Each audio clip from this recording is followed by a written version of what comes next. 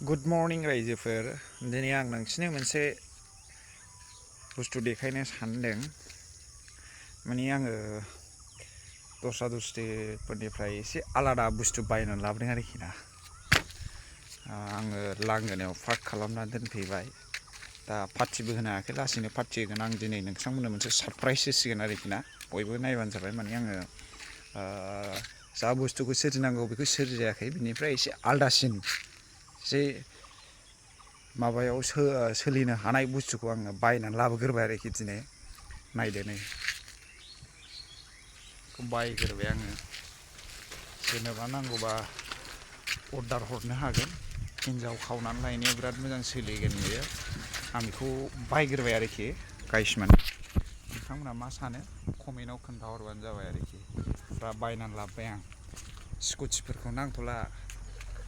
माबा माबिफोरखौ बेखौ बायग्रोबाय आरोखि टाटा